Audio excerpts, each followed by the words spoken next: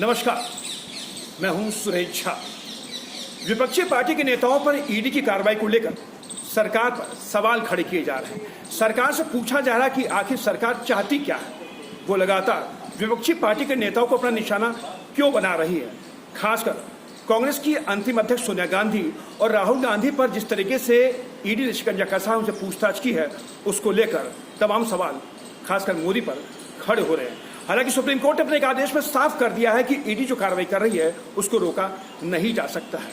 आज इसी विषय पर हमारे साथ बातचीत करने के लिए मौजूद हैं कानून के जानकार हैं रविंद्र कुमार। आइए इनसे बातचीत करेंगे, जानने की कोशिश करेंगे कि विपक्षी पार्टी के नेताओं पर जिस तरीके से ईडी की कार्रवाई हो रही है उसको लेकर सरकार पर जो सवाल खड़े हो रहे हैं क्या वो लाजमी है। सर, आपका बहुत बहुत स्वागत है मंच में। सर, क्या कहेंगे, आखिर सरकार विपक्षी पार्टी के नेताओं को जो लगातार निशाने पर ले रही है, खासकर ईडी की कार्रवाई को लेकर वो सवाल खड़े करते, क्या कहेंगे इसको लेकर? देखिए, कल ही सुप्रीम कोर्ट की एक 3 सदस्यीय जो बेंच है उसमें जस्टिस AM खानविलकर, जो कि कल रिटायर होने वाले हैं, उन्होंने एक फैसला दिया कि ईडी को गिरफ्तारी करने का अधिकार है और ईडी जिन लोगों को गिरफ्तार करती है उसमें कोई गलती बात नहीं। तो ऐसी हालत में पिछले 3-4 साल से ये बात उठ रही थी कि विपक्ष के नेताओं को जब भी चाहे, जब भी वो थोड़े एक्टिव होते हैं, उनको जो है ईडी निशाना बनाती है और उनको गिरफ्तार कर देती है।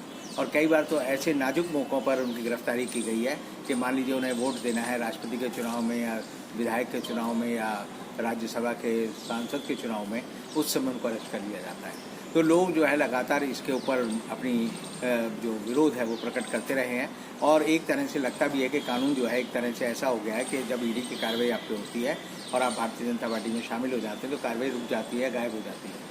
तो इस हालत में जो है देश का जनमानस जो है बड़ा उद्वेलित है और वो समझ नहीं पा रहा कि आखिर ये हो क्या रहा है। और इसीलिए पूरे देश में एक तरह से भ्रम की स्थिति है, क्योंकि लगातार जो लोग गिरफ्तार होते हैं वो हमेशा विपक्ष के लोग होते हैं, लगातार वो होते हैं जो सरकार के खिलाफ आवाज़ उठाते हैं, लगातार वो लोग बंद होते हैं जो कि देश में स्वतंत्रता, न्याय और समानता की बात करते हैं। आपको याद होगा अनिल देशमुख की गिरफ्तारी हुई, नवाब मलिक की गिरफ्तारी हुई, तमाम जो बड़े नेता थे एक के बाद एक जो उन पर ईडी की कार्रवाई हुई। और सबसे बड़ी बात है संजय राउत के खिलाफ भी ईडी ने कार्रवाई शुरू कर दी है। तो जो भी विपक्ष से सवाल पूछता है, विपक्ष जो भी सवाल खड़े करता है, महंगाई को किसी मुद्दे पर हो, तो उनके पीछे ईडी लगा दिया जाता है। तो क्या कहेंगे, इससे ईडी की विश्वसनीयता कहीं ना कहीं कमजोर नहीं हो रही, कम नहीं होती जा रही है? देखिए, कमी नहीं हो रही, बल्कि लोगों को लगता है कि भाई आप जो है अगर सरकार के खिलाफ बोलेंगे तो आपको जेल के रास्ते पे भेज दिया जाएगा, और यही लगातार हो रहा है। और जिस तरह से सुप्रीम कोर्ट की 3 सदस्यीय बेंच ने जो फैसला दिया है वो लोगों को एक तरह से हताश करने वाला है। लोग निराश हैं और लोगों को लगता है कि उनको जो है न्याय जो है मिलना और भारी और मुश्किल हो गया। लेकिन देश में जो माहौल बन रहा है ईडी को लेकर, उसको लेकर क्या कहेंगे आप? देखिए, वो तो जब सरकार बदलेगी या नई सरकार आएगी वो ये तय कर सकती है। वर्तमान सरकार के रहते हुए ईडी की ताकत जो है लगातार बढ़ती जा रही है और उसका दुरुपयोग भी बढ़ता जा रहा है। लेकिन आप मानते हैं कि ईडी की कार्रवाई जो हो रही है विपक्ष की आवाज़ को दबाने के लिए किया जा रहा है? देखिए, जो हमारी न्यायिक व्यवस्था है वो इतनी लचर है कि अगर एक मुकदमा आज दर्ज होता है, उस पर चार्जशीट फाइल होती है, तो उसका जो फैसला है वो देखिए कि 10, 15, 20 साल बाद आएगा। अभी तक ईडी ने जो है 24 लोगों के खिलाफ कार्रवाई की है, सिर्फ 25 लोगों के खिलाफ जो है ट्रायल पूरा हुआ है।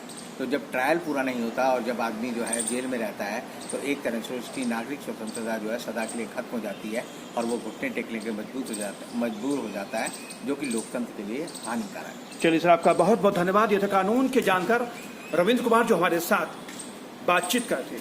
विपक्षी पार्टी के नेताओं पर ईडी की कार्रवाई, सरकार पे सवाल खड़े कर रहे हैं और खासकर ईडी की विश्वसनीयता पर भी सवाल खड़े करते हैं कि आखिर विपक्ष की पार्टी के नेताओं को किस लिए, किस वजह से उनको निशाना बनाया जा रहा है। हालांकि सरकार ने जो नई परंपरा शुरू की है उसका अंत काफी भयानक हो सकता है आने वाले दिनों में। कैमरा पर्सन हेमंत के साथ सुरेश झा, न्यूज़ नेट, दिल्ली।